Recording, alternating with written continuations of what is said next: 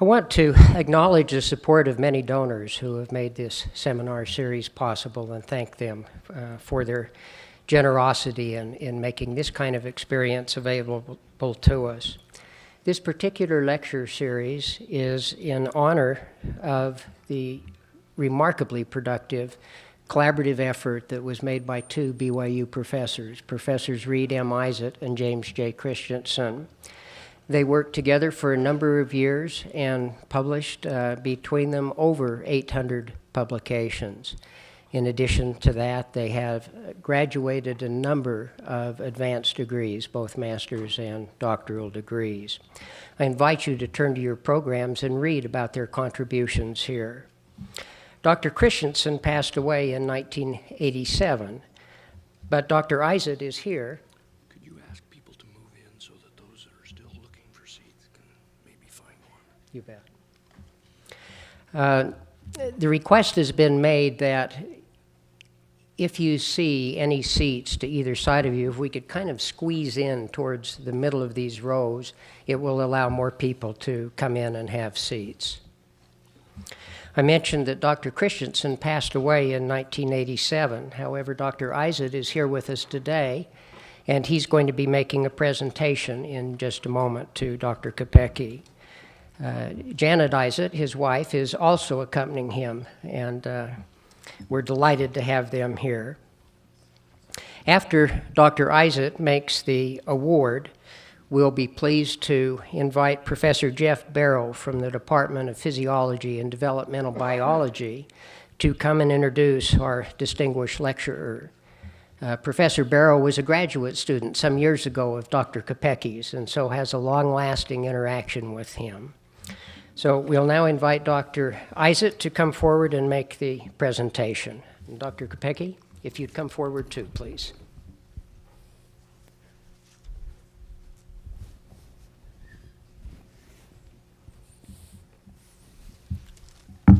Dr. Capecchi, we really appreciate having you here. It means a lot to us. May I say just a word or two about the award, and then I will make this presentation. Sure, please. I really appreciate all of you being here. This is exactly the sort of thing that I envisioned when I set up this award a number of years ago. It's an opportunity to have people who are well-versed in science and technology come and tell us in words that all of us can understand. That's always fun to say. About the importance of these fields and how they have changed our world, because they have in remarkable ways that we use every day. As Greg indicated a few minutes ago, we're supposed to turn off our cell phones. Do you realize that when I retired 20 years ago, I don't think we had hardly any cell phones. Now look at the number. Everyone has a cell phone. Even I have a cell phone. And I turned it off. So the purpose of this meeting is a public lecture in which he can tell us something about his life, and he has a remarkable life. And that is the reason that I am so happy to see so many of you here, because it helps to spread science and technology out, and people can learn more about it. Thank you very much for coming. Dr. Kopecky, congratulations. Thank you. For everything. That's something that you may want to distribute to your wife or your daughter, or who knows. Or Well, I always give it to my wife, and it yeah, I know, they just go away. disposed of. And it's not even worth very much anymore. But I do have something here which is a plaque that says, "In appreciation to Dr. Mario R. Capecchi for his presentation at the 7th Annual Reed M. Izatt and James J. Christensen Lecture, the Departments of Chemistry and Biochemistry and Chemical Engineering, 2014. And we do appreciate Thank you. Thank you very much. everything.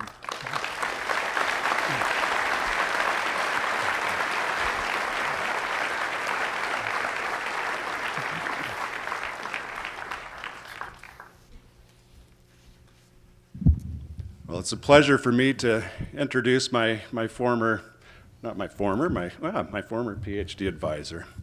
And it's also a pleasure to be here at this great moment to celebrate Dr. Izatt and Dr. Christensen's great contributions to BYU. I always look up to the chemistry and engineering colleges for the great work that they do, and I hope that we can follow suit in the College of Life Sciences. I've introduced Mario for a couple of talks, and they're always a scientific talk. I've never introduced him at a talk about his life, and so I've decided to give a different introduction that I typically do.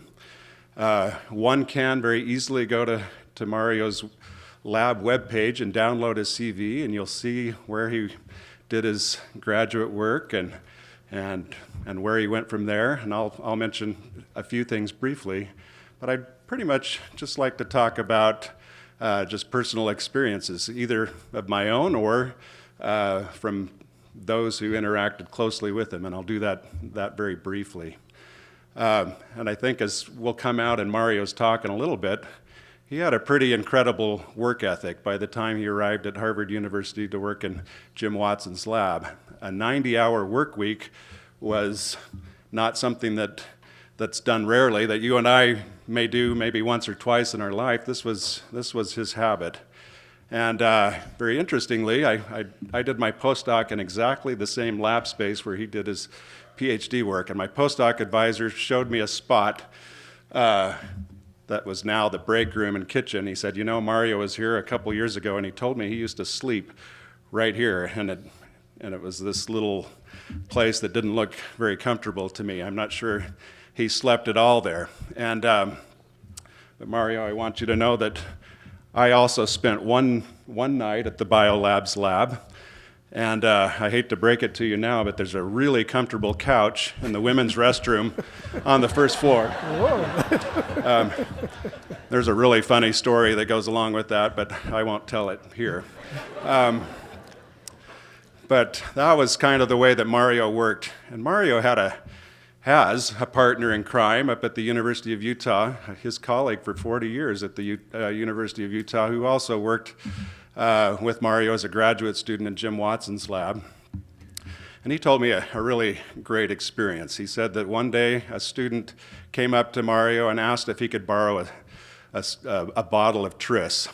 And I'll explain what Tris is in a minute. And Mario said, yeah, sure, it's just right up there on the shelf. So the student took the bottle of Tris and used it, and then he came back. As soon as the student left the room, Mario went and took the lid off and dumped it down the sink. And Ray Jesland, Mario's partner, said, Mario, what are you doing? That's Tris. And for those of you who work in a lab and know what Tris is one of those very painful solutions to make. You got to dissolve everything, and then you've got to pH it. And even nowadays, where we have fancy schmancy pH meters to help us pH a solution, you never throw Tris down the sink. It's just too painful to make. And I imagine back in the 60s when Mario was doing his work that you had to pH solutions by counting hydronium ions by hand. So, it was probably... so the fact that Mario dumped this down the sink is, that would make anybody's heart bleed.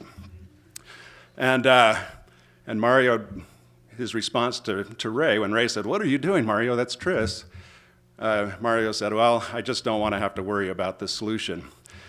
And I think that says two things about Mario. One, the careful nature with which he does science. He doesn't mess around. He's very careful with the work that he does. And of course, that's why he's accomplished the great things that he's accomplished, due to the careful nature, the careful approach that he takes. The other thing I think it demonstrates is his generosity.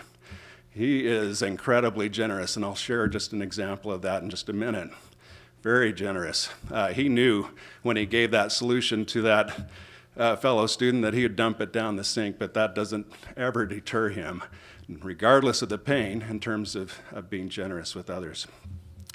Mario left Harvard University to go to Harvard Med School, where, as has been mentioned before, he raised quickly up the ranks, but ultimately came to the University of Utah in 1973. where he could pursue longer-term projects. And of course, we know the fruits of that.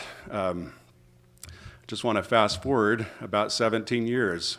When I came to the University of Utah, I had heard at BYU, when I was a senior, I heard about Mario. And man, once I heard about his work and the idea of being able to change the mouse genome in any way that you wanted, that just got my heart pumping. And I really wanted to work in his lab.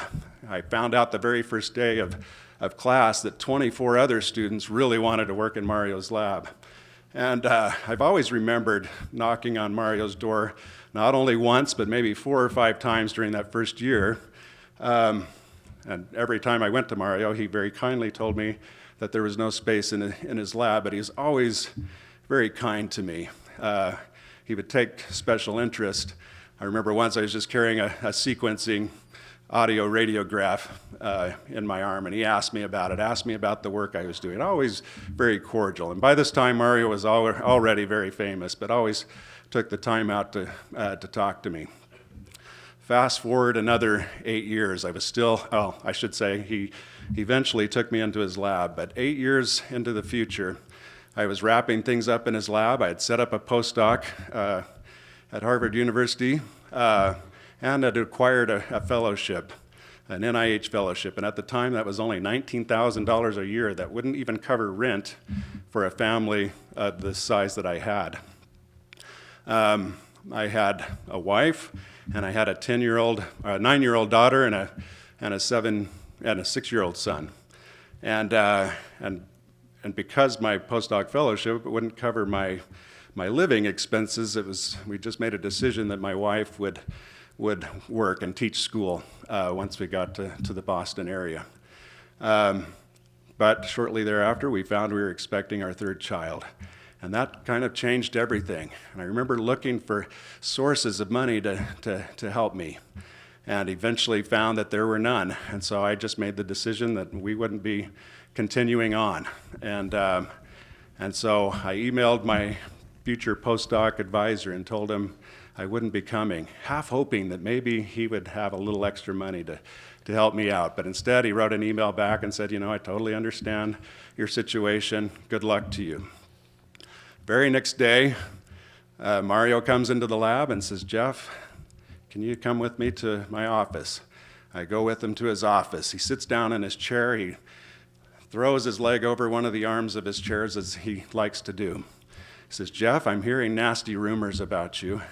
And I said, what's that? And I hadn't told anybody what my plans were, and I still don't know to this day how he found out. I said, so what have you heard? He said, I hear you're leaving science. And I said, yeah. And I explained basically my situation, that there was no way for my family to survive out there. He said, Jeff, I'd like you to look a little bit harder to see if there's other sources, but if you can't find any, I'll pay you out of my own pocket. And I'd like you to go. I want you to complete your studies. And I said, Mario, thank you. I don't really know what to say, but I just told my postdoc advisor I'm not coming. He said, you go send him another email and tell him you're coming. And I did. And my postdoc advisor was very surprised at that. Fast forward another year, or another little bit of time. I'm now in Boston. I had to go all by myself. I didn't have enough money to get an apartment out there yet, because it requires about $6,000. I start working in the lab. I'm checking my banking statement at the end of my first month of my postdoc and realize that Mario's still paying my salary from the salary that I was making back in Utah. I hurried and called the secretary back at the lab, and in Mario's lab, I said, Mario's still paying my salary. And she said, well, I'll go talk to him. Get a call a little while later, and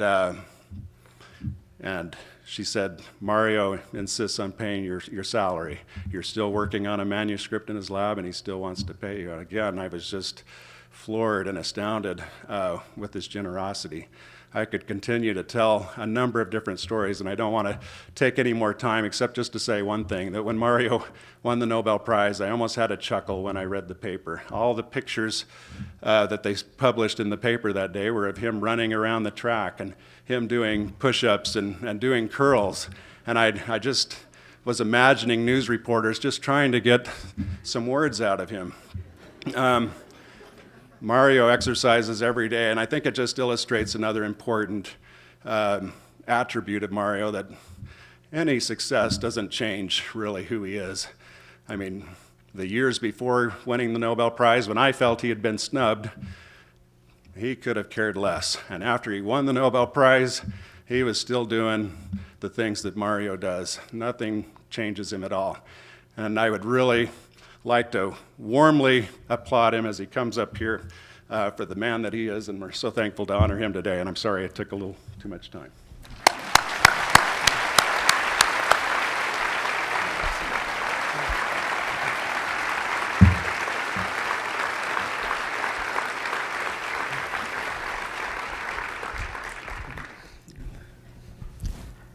Let me give you a little story before we get started. You mentioned, I gave the money to my wife. Can I be heard? Hello? Oh, this is working. Hello? Put it a little higher. Good.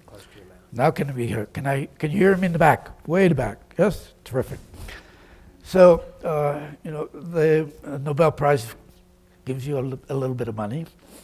And so I dutifully handed it over to my wife, and she bought a tractor. And it's known as the Kopecky tractor. So anyway, so thank you, Jeff. Thank you, Jeff, for your kind introduction. And it's really a pleasure to be here and to celebrate both Professor Isaacs and Christensen. I think, anytime you have somebody that excels and does great science and things for the community, we all benefit. And I think, thank you. So what I'm going to do today, I just gave a scientific lecture. And scientists are very comfortable talking about science. And, and you get them going and they'll just keep going and going. They're really uncomfortable at talking about anything else. And that's why we're in science. I mean, I tell my own students, you're comfortable in lab, but you're really uncomfortable with other people and having to communicate with other people, and therefore the lab substitutes and you can just enjoy yourself and not have to worry about communication.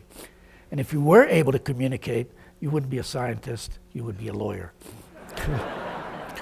So, with that provision, I hope you can bear through this.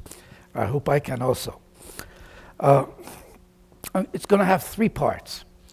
The first part is simply a general overlook as to why I'm a scientist and what I do. The second part is the embarrassing part, and that's talking about your roots. And then the final part is about a trip to Stockholm. And hopefully that'll be a little bit more fun. Okay, so let's start at the beginning. And that is with Izatt and Christensen, I think. And what you see is they're having fun.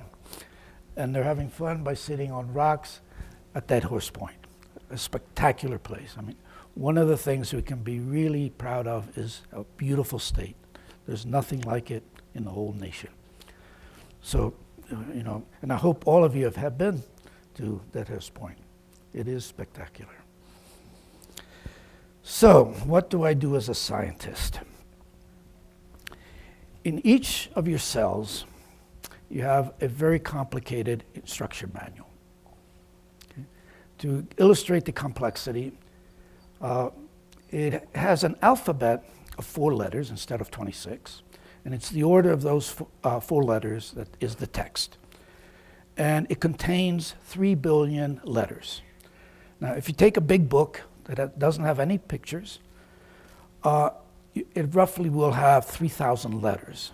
That means that this instruction volume is 1,000 volumes, each 1,000 pages long. Okay? However, it's written in a language other than English. Okay? So we don't know, we have a series of letters, and we don't have a Rosetta Stone to tell us what it all means. And so what our laboratory developed is a way to start to interrogate that information base to figure out what it's all about. And the way we do it is simply to go, for example, to volume 78 and open it up and go to a particular part of the text. We can change a letter, we can change 10 letters, 100 letters, 1,000 letters, 10,000 letters, 100,000 letters, and now we're working on ways of trying to change 1 million or 10 million letters. And we're not quite there, but hopefully we'll be able to do that in the near future. And then you can look at the consequences. First of all, my patients are mice. Okay? So don't get queasy. It's not your gene, it's a mouse gene. But I'll get back to why mice. So we change a part of the text, and then we ask, what are the consequences? And if little finger disappears in the mouse, they have 5 fingers, then we know we're in the program for making little finger. And in that way, decipher what is that text about. We change it, look at the consequences, and infer then what that text is saying. Okay? So that's essentially, in a nutshell, what we did, and now I'll explain a little bit in more detail. It all started with this molecule, which I think all of you are familiar with. This is DNA. And it is a fantastic molecule. Just by looking at it, and this was worked out by my mentor, Watson, and Crick. Okay. And it's 2 strands of DNA, that's this material. One was in green and one is in red, and they wrap around each other as a helix. And the letters are these objects right here. And if we look at that in greater detail, what we see is 4 letters, A, T, C, and G, and adenine is always next to opposite thymine. So this is one strand and this is the other strand. Cytosine is always opposite guanine. Okay? And that is the basis of everything that I'm going to be talking about. It's just that complementarity. So if we know the sequence on one strand, I can automatically tell you what the sequence on the other strand is. But it's constructed to be the perfect archive for information. You can simply separate those 2 strands.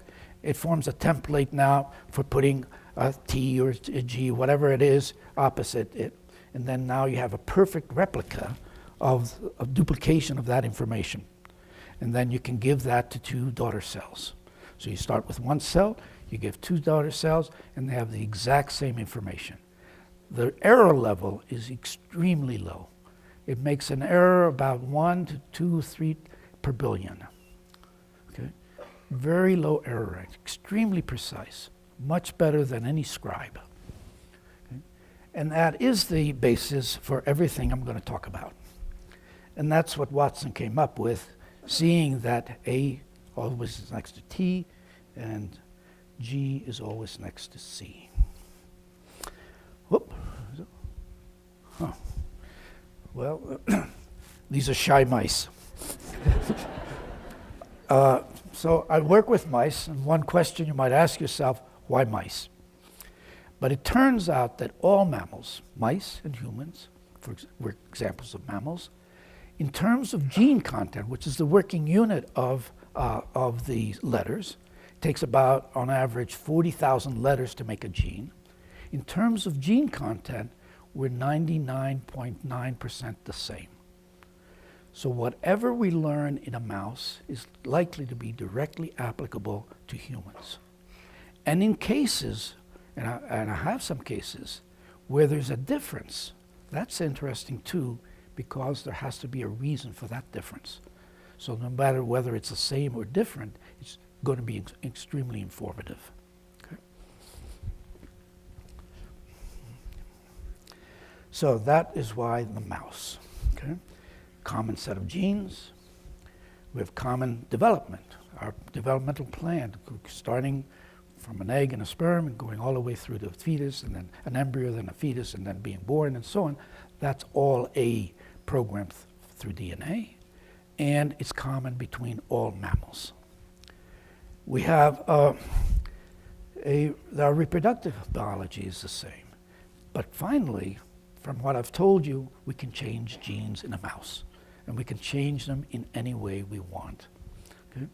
And that gives us the power then to start looking deeply into the biology of this mammal. Okay, and so this is the actual technology. My rendition of it is a simplified rendition. So this bar represents your favorite gene. And then the asterisk represents a change in that sequence. Okay?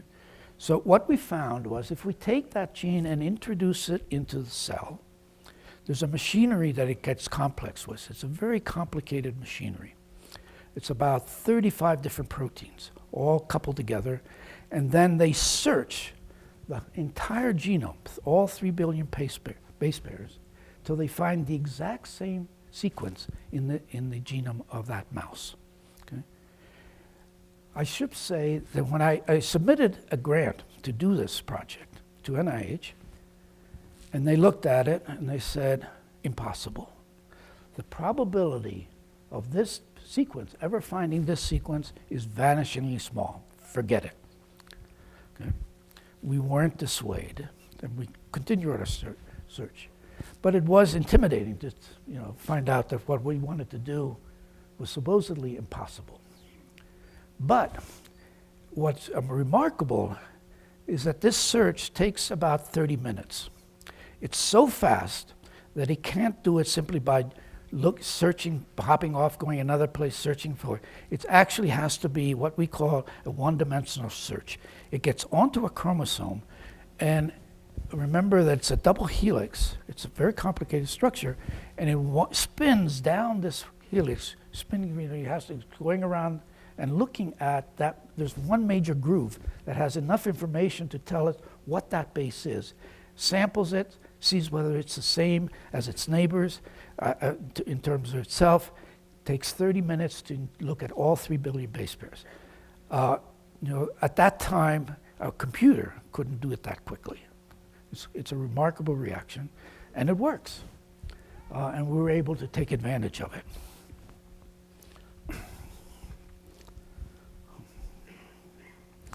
And we do, what we're interested in is in generating mice, okay? So we do the experiments in these cells, and these are mouse embryonic stem cells. Okay? When we started this work, these cells did not exist. However, I knew I needed those cells, even though they didn't, nobody had them in the world. And so it was also, I think the grant committee was also a little worried about that problem. But I had faith, okay? And, scientists aren't supposed to have faith, but they have faith. And fortunately, 4 years into the project, all of a sudden I started to hear these rumors. And so, they were associated with somebody in England, in Cambridge, England. His name's Martin Evans. And his idea was there were cells that were similar to ES cells, where they were called EC cells, embryonal carcinoma cells. And they came from a tumor, and they had a little bit of potential of differentiating in different types of cells. And if you injected them into a mouse embryo, they participated in making some of the tissues of the mouse. But, and a very important but, they didn't participate in making sperm and eggs. And so that was sort of disheartening. So I was going to all these meetings about ES cells, seeing one failure after another. But then all of a sudden I heard this rumor that Martin Evans was working on making EC-like cells from an embryo rather than from a tumor. And so I called him up on the phone and I said, is the rumor correct? He says, yes. I said, terrific. And I said, but no, nobody's interested in what I'm doing. And so I said, okay, wait a while. They'll be very interested in what you're doing. can I come into your lab and learn how to work with these cells? And he said yes. Okay. It's an example where when synergy, when people working together can go a lot further than if they compete. Okay. And it's a beautiful example of that. Martin Evans, Oliver Smithies, and myself all shared reagents. We talked to each other. We knew that we were competitors, but by working together, we essentially created a monopoly, and that gave us a lot of leisure in the sense of we could make the technology, and that was one of my functions, was to make the technology user-friendly. If you develop a technology and nobody else can use it, it's useless. But if it's user-friendly, other people will use it for whatever purpose they conceive of. And so that was one of the payoffs, essentially, of being able to work together. So here's an example of how we go from cells. So the ES cells are in the needle. We've modified a gene by gene targeting, as I've just showed you. We can choose that gene, change it in any way we want. And then we take those cells, inject them into a pre-implantation embryo, and then the cells that are going to make the embryo proper are these inner mass cells right here. Here are the ES cells coming into the blastocyst. They mix with these cells. And then, now before, these ES cells are in cell culture, okay? They're not getting any signal, say, become muscle, become teeth, become hair, whatever. They're simply in limbo. They're waiting for its directions. Once we put them into the embryo, now the environment is saying, become this, become that, and they participate in making all the tissues. Not only that, but also sperm and eggs. And that's the key, because now we've gone from a gene that we had a targeting vector we created in the test tube. We go to ES cells, and then from ES cells we generate mice. We can now do this in one generation, and further, the mice that come out then are 100% derived from the cells in culture. Okay, so we've gone the full way of being able to modify a gene in a cell to now creating a viable mouse that can breed and make many, many progeny that have that same change in every cell of their body. So here is how we do that. So here is the pre-implantation embryo. Here are the ES cells coming in. We put a little slit in the back that allows us to access the fallopian tube. We inject the cells in there. They sort of then go around and implant. And if we've chosen coat color differences of the source of ES cells from the recipient blastocyst, say one is brown and the other is black, then this mouse has essentially 4 parents, 2 that gave rise to the black mouse, and 2 that gave rise to the ES cells. It's brown and black. And then by breeding it, we can get out mice that are completely derived from the ES cells in culture. And they then will have whatever consequences of missing a particular gene or a modified gene. Let me give you an example.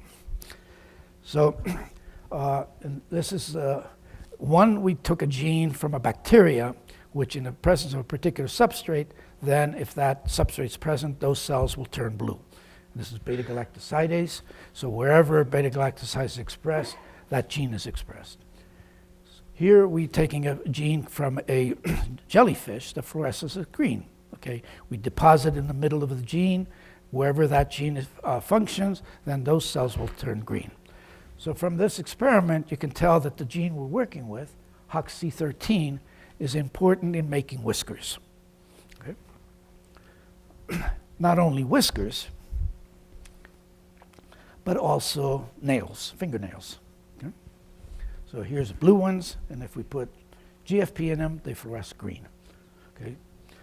So that allows us to follow wherever that gene is functional. Okay? But we can go a little bit further. Okay? Fortunately, we have 2 gene copies of everything. One that you got from your mother, one that you got from your father. If you have a defect in one, usually things are okay and everything works okay. But if both are defective, then now you have something happening. So we can breed these 2 mice that we have together. One has each a defective copy, and then we get out mice that have two defective copies of HOXC13. And here's the consequences. So here's plus plus means two good copies. Plus minus means one bad copy and one good copy. One of them for us is green, the other doesn't, but destroys that gene. And here's two defective copies. No hair whatsoever. Alopecia. Okay? Not only do these mice have alopecia, but they also have defective nails. Okay? And that's shown here. So then we say, aha, let's go to the human population. Are there people that are bald and have defective nails? There are. We can look at their DNA. Which gene is defective? HOXC13. So whatever we learn in the mouse is directly applicable to the human. And this has been repeated now thousands of times, no matter what the gene, whether you're looking at cancer, whether you're looking at neuropsychiatric disorders, doesn't matter what. Whatever we learned in the mouse is applicable to the human. And if there's an exception, there has to be a reason for that exception, and that reason will be informative.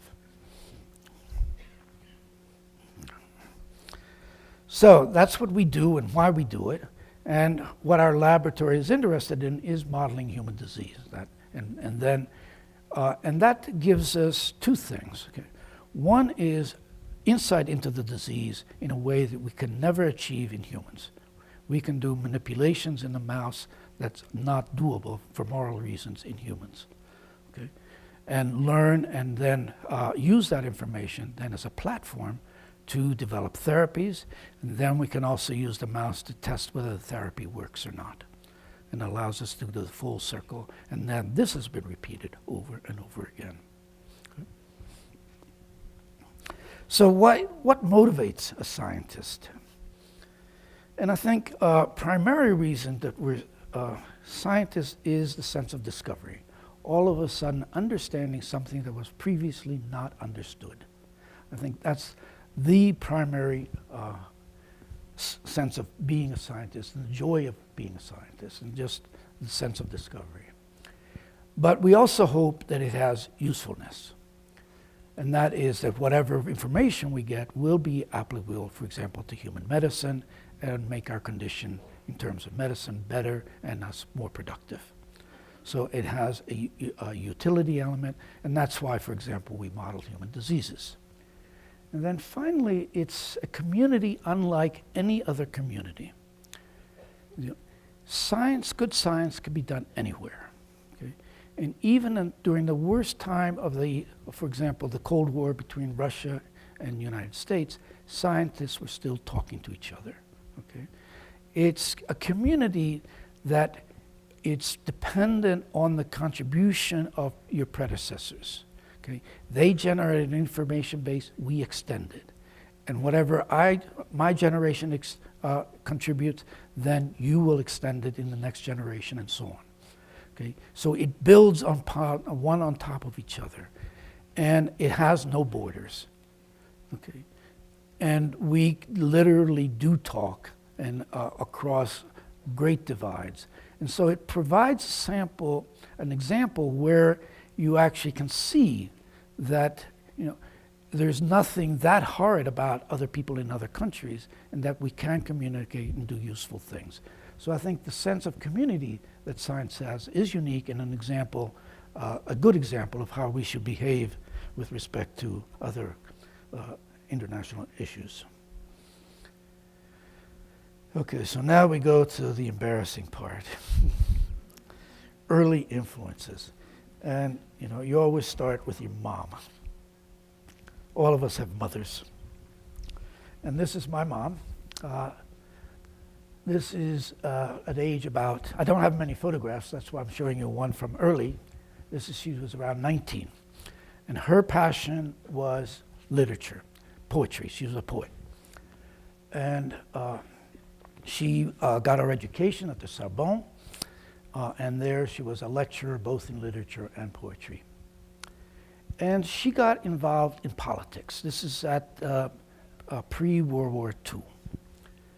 And she had the audacity to think that with the pen she could smite Nazism and fascism.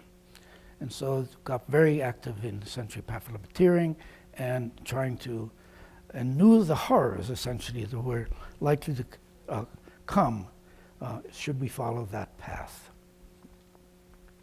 But I want to step back a little further.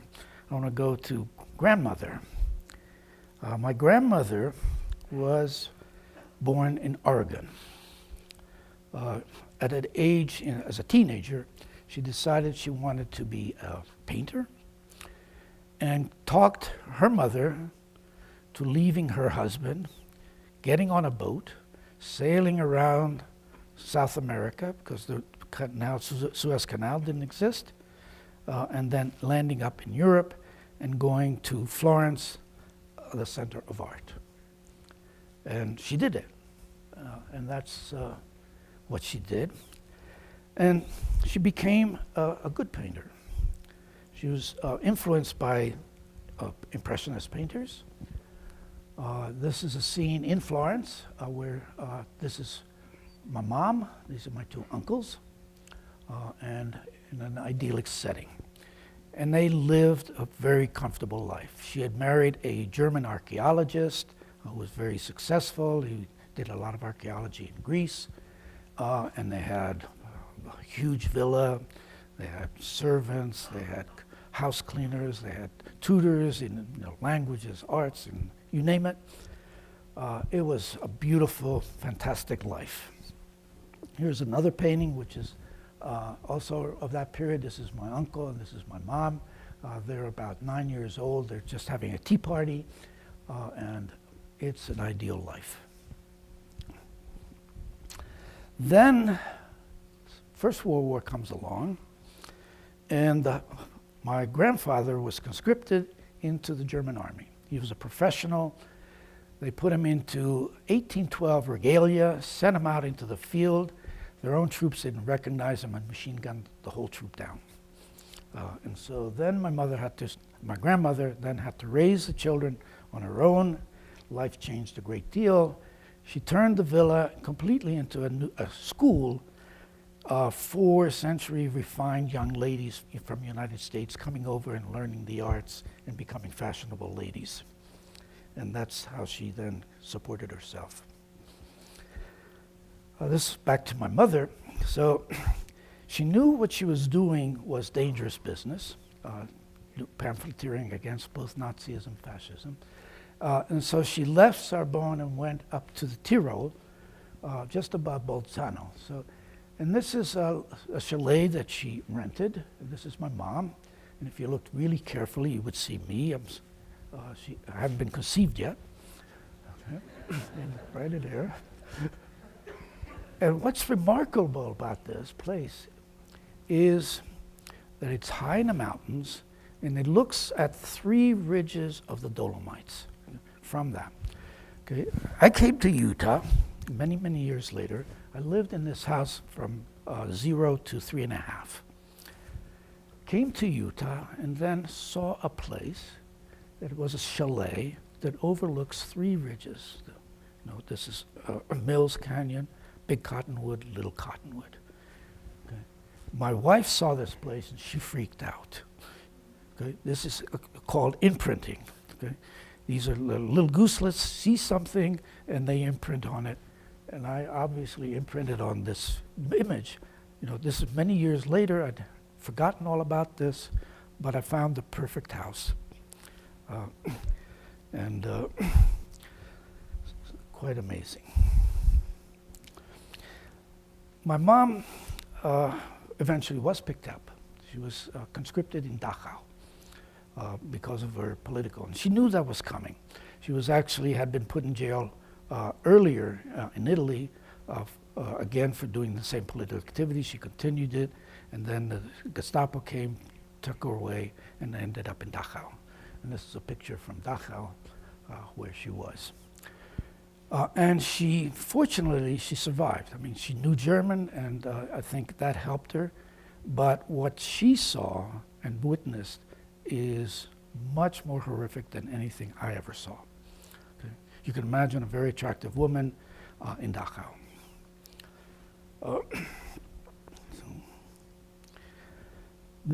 What she did was sell all of her goods just before she had to be carted away, and gave the money to a farming family.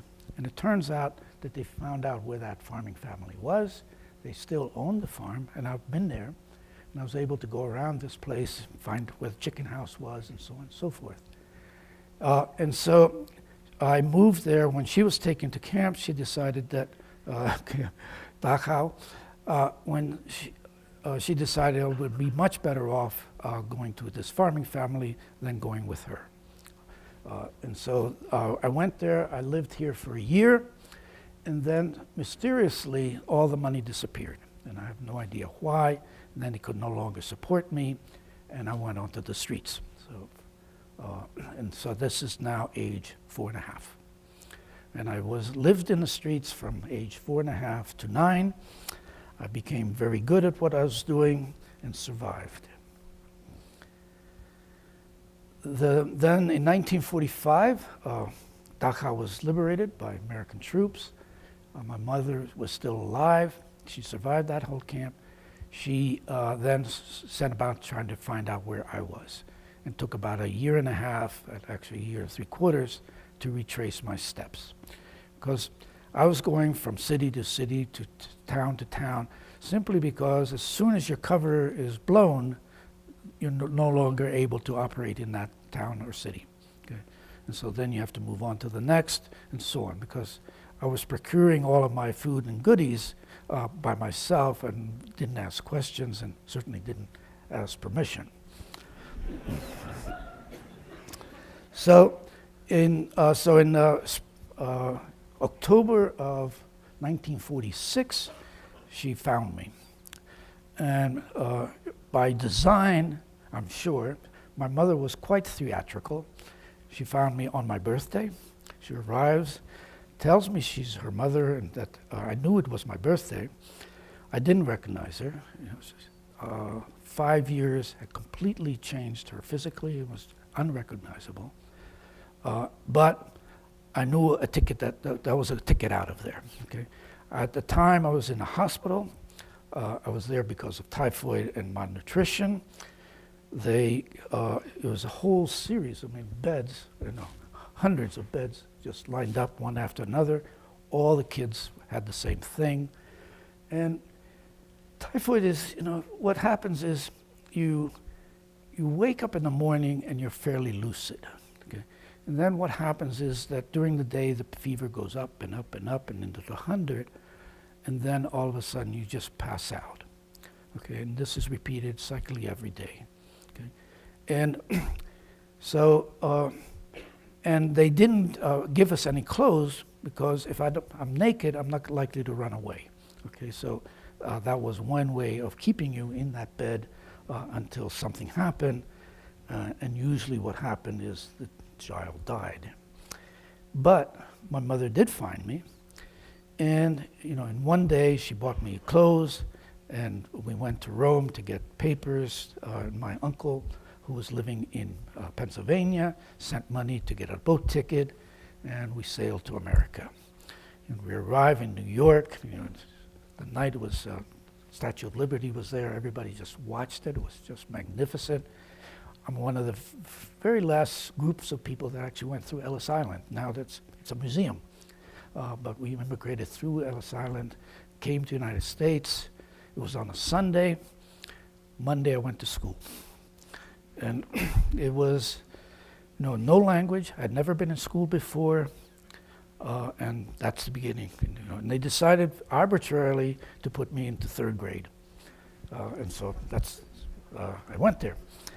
But the other strange thing was my uncle was a Quaker, and he had helped put together a commune. Okay? Of 65 families. We all lived together in a commune. Now, so I'm going from an asocial environment, really asocial environment, war in Italy, to a inconceivably really social environment, a commune, where I have just amazing, because it's literally everybody felt that they were responsible for you. So you really did have 65 families. They knew everything about you, and they were terrified about me. You know, you can imagine, you know, I had learned no humanity. I mean, so they had to convert me into a human being. I mean, so, and that was an enormous task. I mean, just, and I know it was a daunting task, and they almost went insane with it, because, you know, I was very good at what I was doing. I knew, you know, I was streetwise, but I didn't know anything about living with people. And that's what they had to create. And Quakers, you know, they don't care anything about frills. They don't care anything about possessions. But what's important is developing your mind, your soul, and your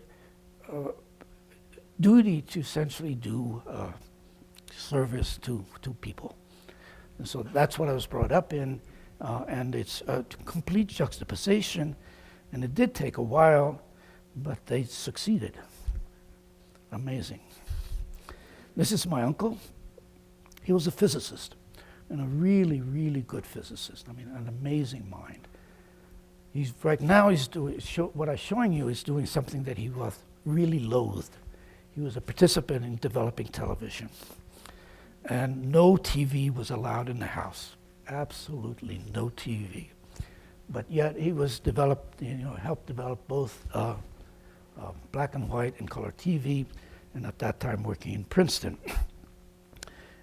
Something he was more proud of, he's actually also developed the first electron microscope, and that has set things on its,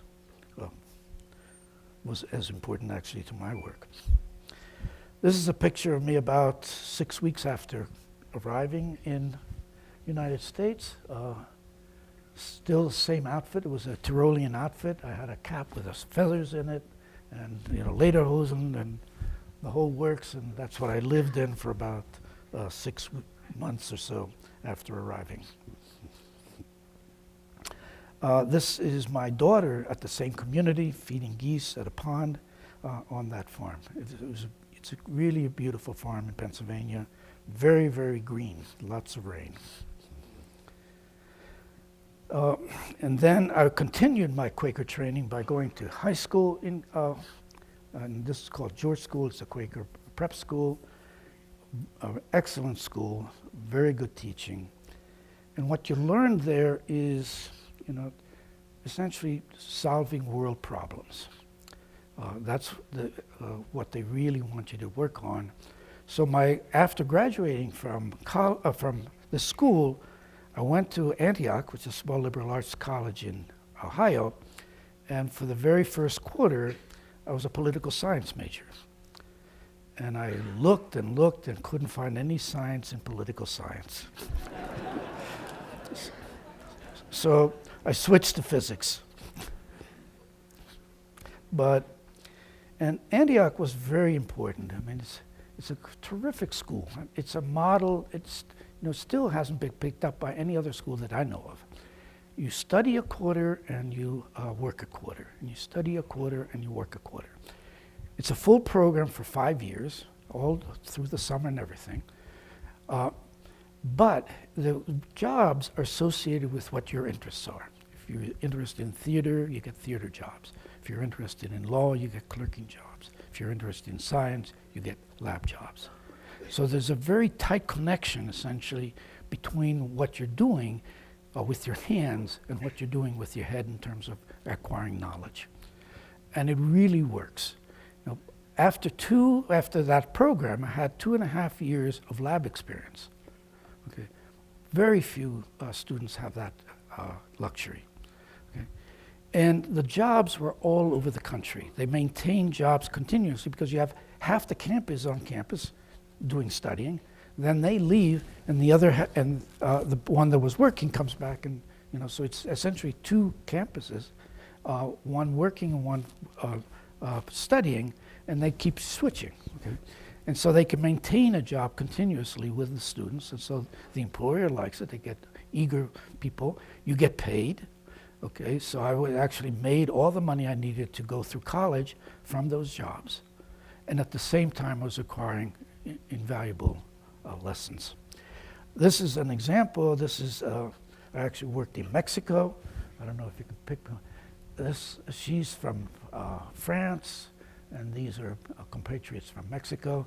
And there I worked with a doctor, and I worked, it was at, the village was at around 11,000 feet, I mean, way up there. And then this doctor was the only doctor for the whole region and went by horseback from village to village. And then I was his assistant and did everything he would be doing. I mean, so we delivered babies on the ground. Just, you know, there's nothing there except the ground, and a woman would come in from the fields, have her baby, go back out to the fields and work. You know, I saw things that are unimaginable, but it's a huge learning experience, again, through this vehicle. And you can recognize I'm missing some teeth. Okay. And that, I'm a very I'm sports oriented. I actually played 4 different varsity sports, one of them being wrestling, and in one of those meets I donated my teeth to the mat. So these aren't real. Okay, so then from George School, then I went to Antioch, which I just been telling you about. And this is that, it's an ideal place, beautiful. And from Antioch, I went to Harvard. And here is my mentor, Watson, a fantastic mentor. He didn't so much teach me science, because I'd learned a lot of science just doing lab work in one lab after another, including working at MIT and so on. But what he did teach me is vision. That is, being able to look at the big picture. One of the things he told me is, you know, it takes the same amount of effort to work on little problems as it does in big problems. So why waste your time on little problems? Go after the big ones. Okay? And the other thing he did is give me the sense of being able to look at a new field and assessing where are the questions, you know, where are the critical questions. It's the process that's important as opposed to simply the doing of the science. He was a terrible experimenter. I mean, absolutely horrible. But he had a good sense of how biology worked, and he had a lot of chutzpah. I mean, if you look at his first book, it's called The Molecular Biology of the Cell. In it, he's written as dogma many things that weren't even known at that time. He just predicted they would happen, and he just put it in there. Okay? And they turn out to all be right. Okay, so he had really good sense for biology and how it should work, and that's what he handed on to me. He's a very strange person, gets himself in all sorts of trouble, but he was a good mentor. And then finally, I came to Utah, and one of the people that were responsible is Gordon Lark at the University of Utah. He was just starting a new department. He had a good sense. I mean, what he went after is excellence. He didn't care what you worked on. He just wanted to bring together a good set of scientists that would collaborate with each other. One of the reasons I left Harvard is simply that they did not know what the word synergy meant. They were very good scientists, but there's no cooperation. It's all competition. And anytime, you know, if you put 2 people that are collaborating against one that's competing, the collaborators will always work. You know, they will always win. 2 minds are always better than one, no matter what it is. You need different perspective from people having had different experiences. And so I think he was very successful in bringing, you know, he created a whole new department. Many other departments were essentially separated, and then he united them in a common goal, and it was a great place. And this is a view, one of the reasons I'm at UT, this is a view right out of my window. It's about 7,500 feet. This is in the springtime, in the autumn, in the winter. Yesterday morning, I had to put on my snowshoes, walk down to my car, about a half a mile away, get in the car with my suitcase, by the way, and then come to Provo. More, and then this is a picture of my wife and our child. At this time, she was about 2 weeks old. And that is, there's nothing in the world that comes close to comparing the joys of having children. Here she is a little bit later. That's the house in the background. It's heated by wood, so you go out and chop it, so it keeps you in good spirit and good shape. And then finally, I'm going to finish up with just a very quick trip to Stockholm. Here are the list of characters for 2007, and I'll draw your attention to Oliver Smitty's and Martin Evans. We shared the prize together and have worked together from the very beginning and are still good friends. These are two economists from the United States, physicists from France, physicists from Germany, and then a chemist from Germany. Here's a closer view of the three in medicine and physiology. Now, this is in the wintertime, okay, December, and Stockholm is way up north. I mean, they have light for about 4 days, 4 hours during that day. Okay, so you'd think this would be pretty dismal, but it isn't. It's really magnificent because the ocean essentially inundates the whole city. It's sort of like fingers. And so wherever you are, you always see water and you see boats. And I'm going to show you about 20 slides of beautiful boats. I was kidding. So this is the hotel we were in. This is the fantastic hotel. So again, it's on the water. Everything's on the water. And I'll tell you a story from that. So when you arrive in Stockholm, there's a limousine that comes right to the airport, to the airplane. And you step out of the airplane into the limousine, and that limousine and that driver is yours for 12 days. Okay? So they drive us to this hotel, and then you get there, and there are thousands of people waiting there, and they want autographs. And they're, and you're signing autographs like mad. I mean, it's just amazing scene. Then 2 days later, Bruce Springsteen shows up.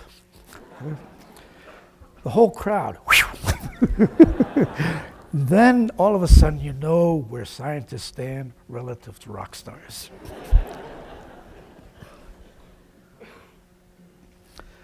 This is what I call my Swedish wife. This one. He's in the foreign attaché, and he's responsible for everything you do. He knows your whole schedule, what you should be dressing, from morning till night. They keep you busy from 7:30 in the morning till 3 a.m. at night, every day for 12 days. Okay? So it's quite a party. I mean, they've been doing it for 100 years, and they know what they're doing. And he's the one that says, if you meet the king or the queen, this is how you should behave, and so on and so forth. So he's indispensable, and that's his real wife. Okay. So here's where the Nobel Assembly itself, and I'll give you a little closer shot. There's flowers everywhere. Now, where could you get all of these flowers in Stockholm in the middle of the winter? And the answer is Italy. They're all shipped from Italy for that day, and they're gorgeous and they're everywhere. Here's the Royal Assembly, the Queen, the King, the two princesses, and the prince. Okay? And protocol is pretty easy. All you do is look and do whatever the king does. If he stands up, you stand up. If he sits down, you sit down, and so on. So it's not difficult. It's not too traumatic. Here is a closer look. The first tier is the people that are going to win the Nobel Prize, and the ones behind, there are 50 of them, they're the ones that choose the Nobel Prize. And the choice, they have a big room, it's a huge round table, all 50 people sit around it, and they go in, the door is locked, and they have to reach a consensus. Once they reach a consensus, they unlock the door, and they can leave. Okay? And that's the real process, and that's why it's unpredictable. It's a human endeavor, and it's certainly unpredictable how it'll come out any given year. you hear rumors that you're on a short list, but you don't know how short that short list is. Is it 100, 200? What is it? Okay, but nobody can ever know what happens in any given year simply because of the dynamics of 50 people coming to a consensus on anything. But they do it because eventually they want to get out. Here's a closer view. I just thought it was a funny picture. And here's actually receiving the prize from the king. And here is, again, with my Swedish wife. And here's my daughter now, much later. So this is my daughter. This is Gordon Lark, who was responsible for recruiting me here. He took over 2 years. And he found the solution. What he did was to seduce me by going camping in the Wind Rivers. And nobody can resist that. I mean, if you've ever been to the Wind Rivers, it's just spectacular. And then here's the procession down to where the eating place. It's a very congenial dinner of 1,500 people. And they serve it's orchestrated. They go through it very, very carefully. And everything is served. So in that next procession, I think, there's dancing and so on. Here, the dessert has a Roman candle that's spewing out all of these flares, different colors. And they're, right now they're all white. And when they finally get to red, they put it on your plate. Okay, and so it's completely orchestrated to make sure that the timing is exquisite. And there's dancing and singing and lots of festivity. And the reason it lasts every night till 3 a.m., every night you go to a dance. And each dance is put up by a different college and so on. And everybody wants to dance, particularly with these decrepit old people that won Nobel Prizes. And here we are, dancing.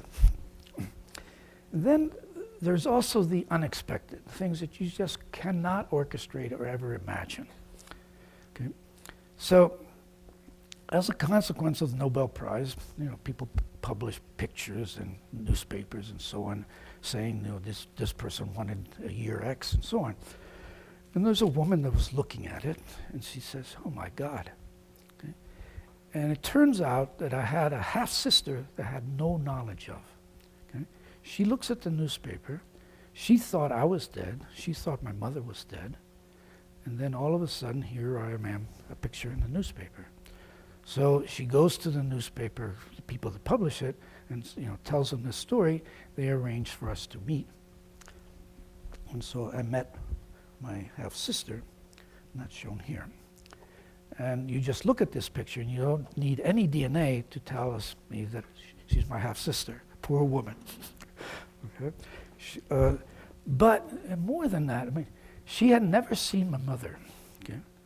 Yet she had mannerisms of my mother, because my mother came with me to the United States, so I knew her quite well. And here she is. She speaks German. I speak a little bit of German. She speaks no English, no Italian, but we, may do in Pidgin German. And then finally, I should also point out, I was one of the things, the activities, Sweden is bringing in many, many people from all over the world. And then they house them, they actually build huge skyscrapers where they're actually housing. And then they have schools for them. And in one grade, you may have, 30 different people, all from different languages, each speaking, different color. A complete amalgamation of the entire world population.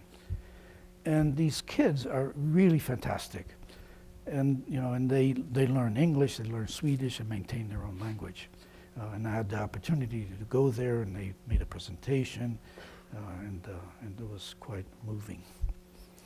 So with that, I'll stop and be happy to address any questions that you happen to come up on. And I hope, I don't want to keep you too late. And thank you for your patience, and thank you for inviting me.